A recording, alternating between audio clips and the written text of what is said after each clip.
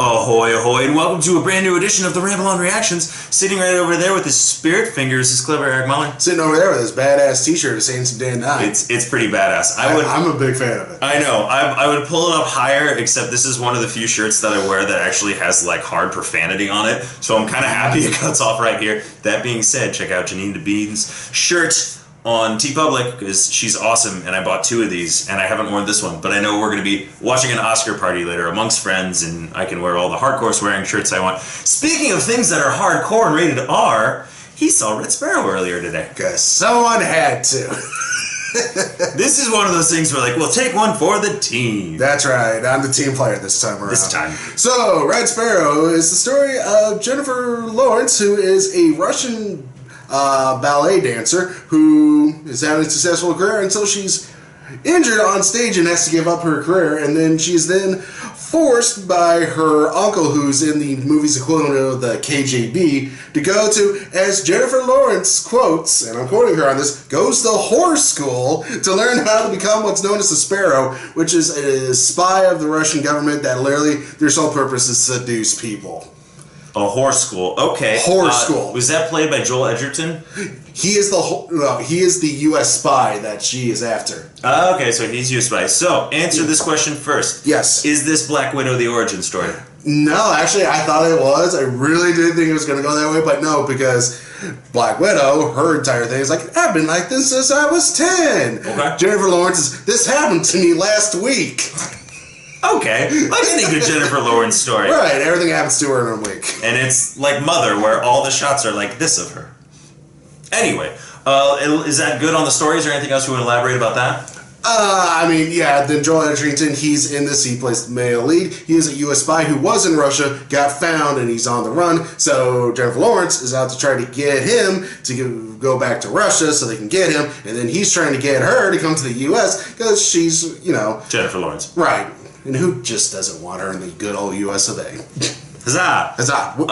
Okay. Kentucky bourbon. Nutshelling story. How was it? What does this story do for you? This is deep swallow there. That's okay. A new First one. off, this movie at times is hard to watch, especially with Jennifer Lawrence, because she has to go through some shit in this film. Literally afterwards, I was like, I need a shower. Ooh. But like, I get what they're trying to do. She has to go through all of this because there's the big payoff at some point. I was gonna say, was it like actually forwarding the story, or was it just? Did it seem kind of cruel? One was forwarding this. There's 2 bad instances with her in it. One did forward the story. The other one just felt like it was there. Gratuitous? Gratuitous, yeah. But pretty much this is trying to be like the sexy version of Tinker Tailor Soldier Spy. Okay. I mean, Gary Oldman was already in the first one. How much more sexy did they want? Exactly. Well, Tom Hardy and Benedict was also in that one. Yeah, come on. Mark Strong also. What? Literally, this movie... I'm sorry, J-Law. I'm sorry. Those 3 guys. Sorry. 4 guys. But, as I digress. But pretty much this film is trying to be like the thing, like the erotic, sexy spy thriller that you would like read on the beach. So like Tinker Tailor meets Atomic Blonde. Yeah, but with no real action sequences like Atomic Blonde. Okay, Red Sparrow, so no real action sequences? No action sequences. Okay. There's like a fight or 2, but that's about it. Nothing like Atomic Blonde. And pretty much what I wish what they would have done in this movie is actually told the movie from Joel Edgerton's point of view instead of Jennifer Lawrence's. Like, he's the main character, and she's playing, you know, this mysterious woman that's in his life. Because literally the first 20 minutes of the film could have been condensed in half to tell her backstory. Oh, okay. Like, it's literally like 10 minutes, then you finally get the title card. Wow, okay. Not quite as bad as The Departed, but like almost. Correct. Like, got it. And there's also, like, a lot of people are in this film, like Jeremy Irons is in it, the bad guy from Justice League, I forget the actor's name. Oh, who was in Game of Thrones. Yeah, yes. Mary Louise Parker is also in this. Okay. Like, I feel like this was the movie made because Warner Bros. Like, okay, I know y'all have one movie left in your contract with us, we're cashing it in for Red Sparrow. Yes. Most bang for your buck. It had a budget of $69 million. It is not making that back. Ooh, that's not good. Yeah. Like I said, the negatives is just, it's too long. It doesn't tell a thrilling tale, and you can guess all the twists and turns. It's not that surprising. Okay. If they would have kept it, simplified it a little bit, made Joel Edgerton the more focal point, I think they could have had something there. But again, just cuts on the gratuitous violence against Jennifer Lawrence.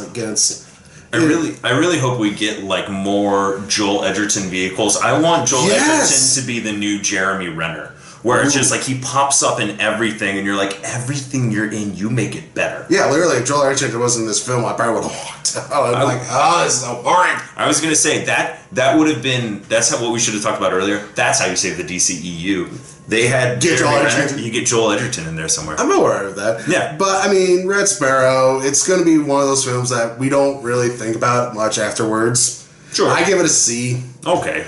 There's some fun, like I said, great acting from old Joel Edgerton, but everything else you can just take a pass on. This is something I'll throw a button in here as well. We just shot a review for Annihilation. Like Annihilation, was this mismarketed? A little bit, yeah, because like you said, they're trying to play up like, ooh, Joel Edgerton's on the hunt for this Red Sparrow. Who is she? She's so sexy. She's so sexy in her red dress. She does wear a red dress. There you go.